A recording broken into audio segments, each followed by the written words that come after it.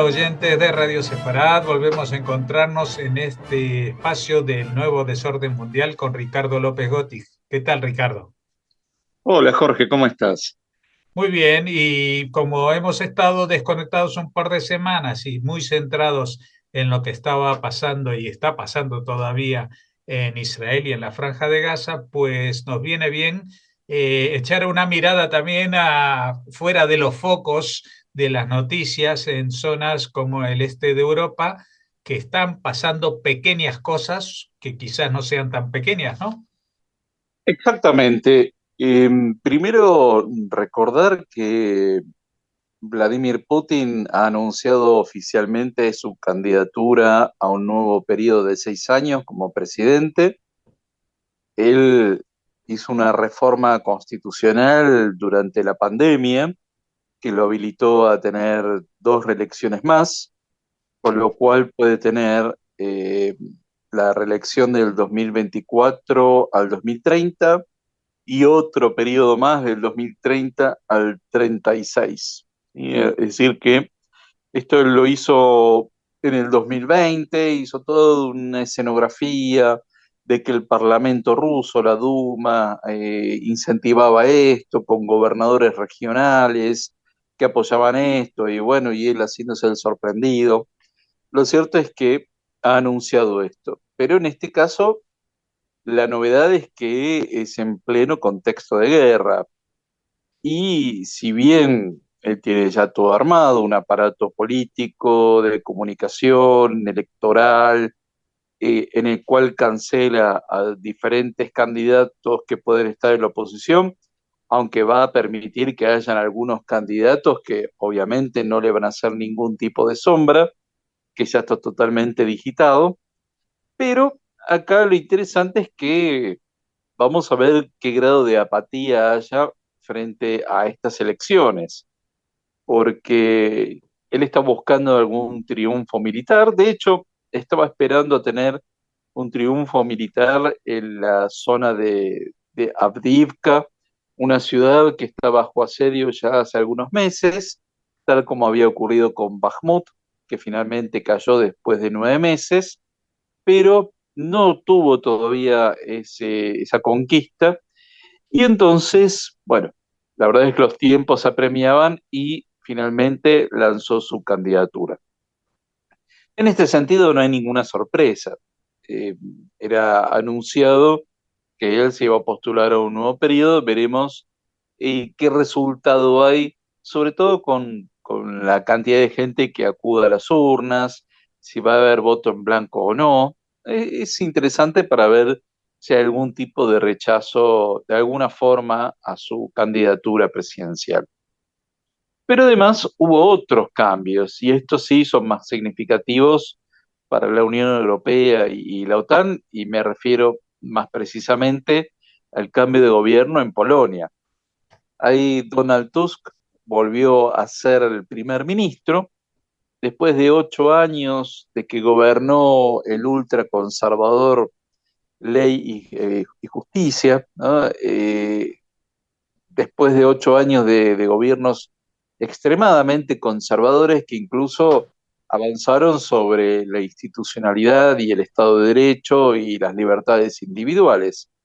Con lo cual, el retorno de Polonia a una senda más pro-europea, bueno, es una buena señal, sobre todo porque en Eslovaquia había sido electo un socialista eh, antieuropeo, muy próximo también a Putin, como es Robert Fico, con lo cual se podía pensar que se podía generar incluso un bloque hasta unificado territorialmente por tres países, que si bien Polonia acompañó a Ucrania durante toda la guerra, porque esto es bastante claro, siempre siempre Polonia ha tenido una posición muy antirrusa a lo largo de toda su historia, pero en términos internos eh, había generado varias rispideces con la Unión Europea. Bueno, lo cierto es que el arribo de Donald Tusk como primer ministro, esto genera un aire renovador para Europa.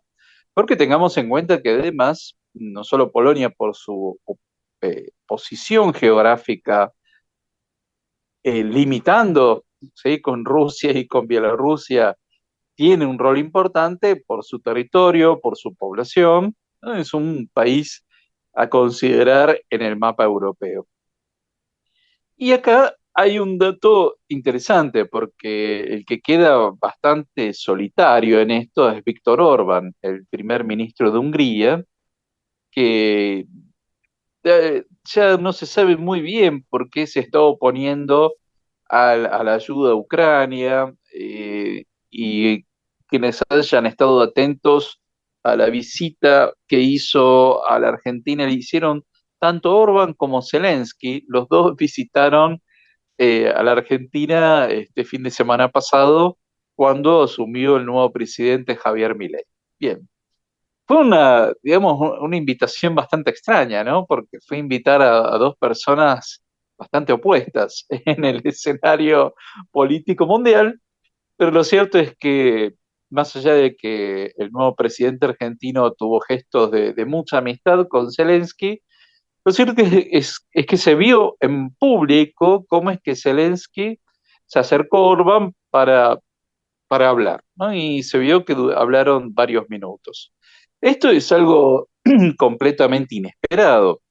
Eh, Hay quienes ya aventuran que, bueno, a partir de esta conversación, Orban va a tener algún tipo de cambio, pero lo cierto es que Orban, muy por el contrario, incluso ha hecho lobby en el Congreso de Estados Unidos, sobre todo en el Partido Republicano, para que dejen de asistir a Ucrania.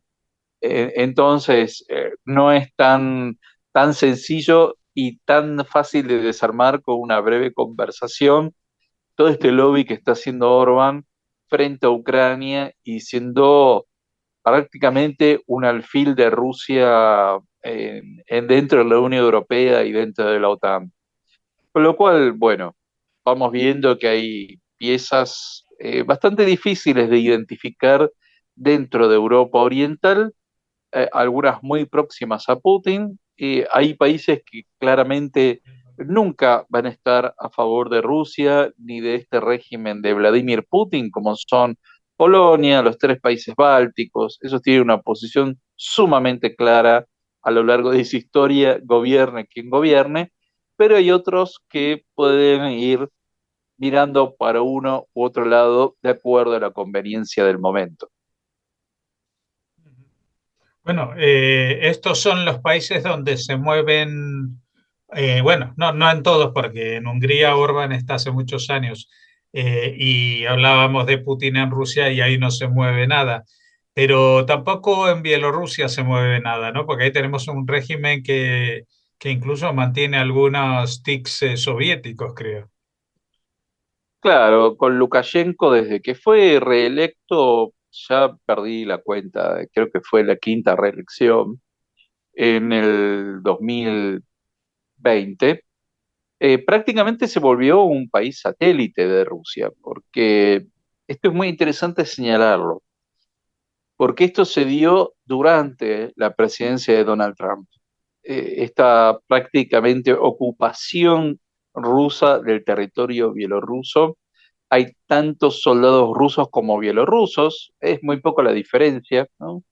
Pero de hecho recordemos que cuando comenzó toda la invasión a Ucrania, hubo tropas rusas que partieron desde el territorio de Bielorrusia, es decir, era como un ejército colonial invadiendo desde un país vecino, ¿no? Entonces, Bielorrusia con Lukashenko no solo no hay cambios, sino que está siendo cada vez más absorbida dentro de la esfera de influencia rusa, de la esfera de influencia personal de Putin, con lo cual no vamos a ver cambios en un tiempo breve, espero sí que en corto tiempo, porque la última elección generó un gran rechazo de las fuerzas opositoras, que obviamente es muy difícil hacerle frente a un régimen que es bastante heredero de lo que fue todo el estalinismo, que como bien decís tiene bastantes reminiscencias soviéticas, pero que en este contexto Putin no va a dejar caer a Lukashenko bajo ningún motivo, así como, bueno, hizo todo lo posible para que sus antiguos títeres en Ucrania permanecieran el mayor tiempo posible. Y una muy breve alusión a Ucrania, porque evidentemente allí no hay una cuestión política, creo, pero ¿tú crees que algo se está moviendo, algo va a pasar de aquí a los próximos 6 meses, por lo menos? Ahí el gran tema es que Ucrania está recibiendo mucho menos material bélico del que necesitaría para hacer una contraofensiva efectiva. Lamentablemente, esto está marcado por la elección general que va a haber en Estados Unidos en el 2024. Y en Estados Unidos no es que solo se vota en noviembre del 2024, se vota a lo largo del año, es decir, desde los caucus y las primarias ya en marzo del 2024, esto ya empieza a marcar el pulso de todo el año. Y, y acá es interesante observar cómo es que Biden, si bien es el candidato aparentemente consagrado como presidenciable del Partido Demócrata, está siendo cuestionado dentro de su propio partido por los sectores más a la izquierda. No tanto por el tema de Ucrania, sino por la guerra de Israel frente al grupo terrorista Hamas, que de hecho ya están anunciando que no lo van a acompañar. Y si por ahora yo no veo que tenga alguna figura importante que le pueda hacer contrapeso, pero lo cierto es que puede hacer ruido.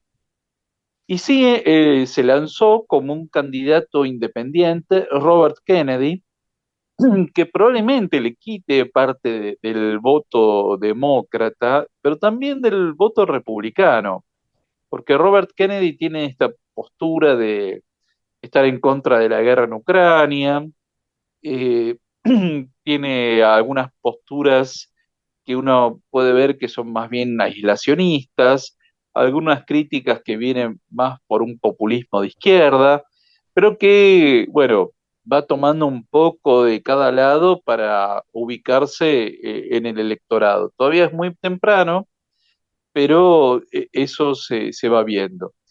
Y el tema es que por el lado del Partido Republicano, todo indica que, bueno, hoy el favorito claro es Donald Trump, con lo cual ahí el financiamiento a la guerra en Ucrania correría a serio peligro.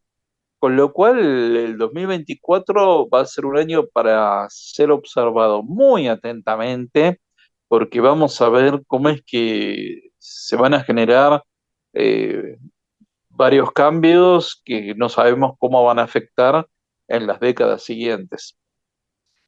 Pues sin duda ha sido un buen repaso de lo que sucede un poco fuera de los focos mediáticos que ahora están más centrados en la guerra, por ejemplo, de Israel.